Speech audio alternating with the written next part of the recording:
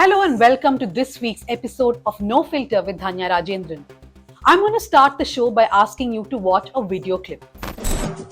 உங்க பேரை சொன்னா எல்லாரும் பயப்படணும். அப்படி ஒரு ஆசை மனசுல. அப்படிதான். And one more. ஒன்றை சொல்லிக்கொள்ள விரும்புகிறேன். புலி பதுங்குவது எல்லாம் பயந்து விட்டது என்று அர்த்தம் கிடையாது. You watched both the clips, you saw the man on the screen, his confident walk, the music accompanying his walk. What did it seem to you like?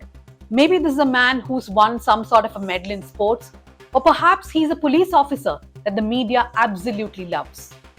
No, he's neither of the two. This is Yuvaraj, a convict, a murderer on life imprisonment. Yuvaraj is the president of the Dheeran Chinnamalai Peravai, a Kongu Velalar caste-based outfit from Namakkal in Tamil Nadu.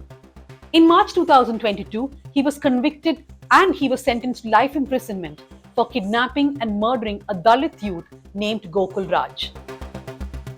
As the Madurai bench of the Madras High Court is hearing various appeals in this case, Yuvaraj's fan pages, scores of them, all Casteist to the core, are celebrating him.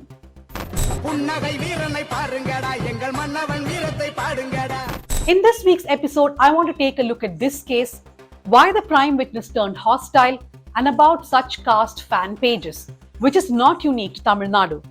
Remember in Telangana, when Maruti Rao was accused of having his Dalit son-in-law Pranay killed in broad daylight, similar caste fan pages had come up.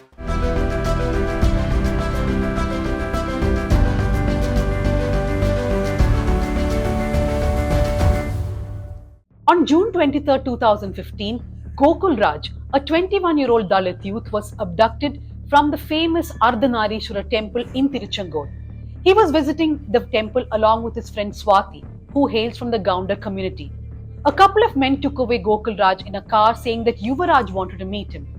The very next day, Gokulraj's headless body was recovered from a railway crossing in Namakkal. Yuvaraj and his group had been running an intelligence network to prevent inter-caste, interfaith relationships involving people from the Gounder community and others.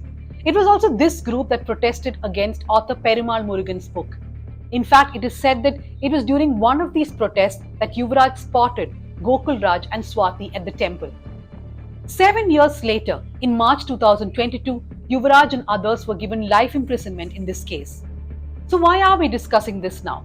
That's because when the case was going on in the trial court, the prime witness, which is Swathi herself, turned hostile. Though there was CCTV footage of Gokulraj and Swathi at the temple, she refused to identify herself. This year, in November 2022, the High Court called Swathi back. The judges were fuming. How can a prime witness turn hostile this way, they asked.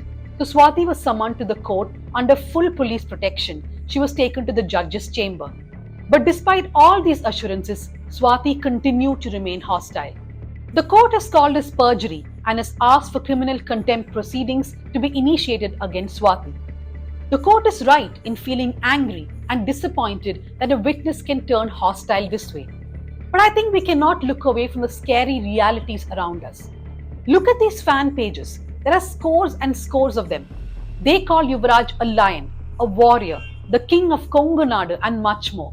In fact, even on the day that Swathi appeared before the High Court, these pages were celebrating Yuvaraj, saying that he will be soon out of jail. They don't stop at valorizing him. They are also against intercaste and interfaith marriages. This post, for example, says, "Don't go for mixed marriages or we will slit your throat."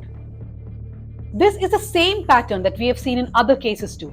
In 2018, when Maruti Rao, a man from Telangana, was accused of getting his Dalit son-in-law, 24-year-old Pranay, killed, he also got immense support.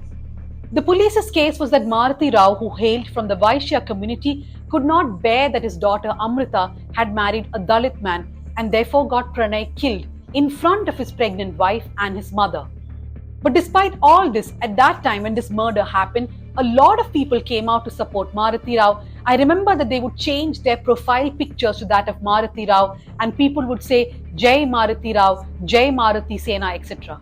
2 years later, in March 2020, when Maruti Rao died by suicide, even mainstream Telugu news channels were crying over his life as a father, and they were saying that his wish for his daughter was the most important.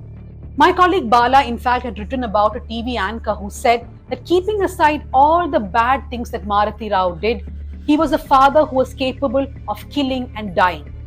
This bad thing, which this caste apologist TV anchor wanted us to forget about, was the cold-blooded murder of a young man named Pranay. This kind of harassment, whether it's on the ground, online, or even by the news media, has real-life repercussions and implications, and Amrita has spoken about it several times.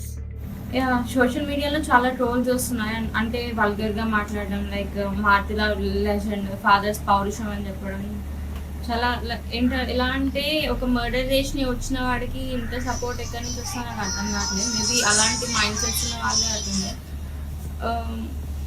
Main ఎలా అంటే ఒకడున్నాడు, అమృత అంతమని ఇచ్చింది ప్రణయ్కి, ఇంతమని ఇచ్చింది పెళ్లికి ముందే pregnancy, వాడు చూసాడా? Now going back to Swathi, witnesses turning hostile is not a new thing in India. From Jessica Lal's murder in Delhi to the case where actor Dalit has been accused of masterminding the rape of his colleague, witnesses have turned hostile in many cases. Many times trial courts do not do any intervention. They just note down that a witness has turned hostile. We have seen many cases breaking down because of this. So in that way, the High Court's intervention here is welcome and it is very important. The High Court has sent a message not just to witnesses, but even to trial courts. What I would like to underline here fervently is that no matter the amount of confidence that the court tries to instill in a witness like Swathi, the reality is that she continues to live in a highly casteist society. A society where a man like Yuvaraj has fans and fan pages, and they are not scared of threatening others and openly declaring their support for him. India has a witness protection program which was approved by the Supreme Court in 2018. The court wanted all states to set up a witness protection fund and for police to make threat analysis reports. We don't know if Swathi faced coercion or threats, but it does not seem like she received any serious support from a witness protection program. And that sadly is a story of many witnesses across the country. Thank you very much for joining this week's episode of No Filter with Dhanya Rajendran. Subscribe to our YouTube channel and don't forget, we need your support, so do become a member of the News Minute. Thank you.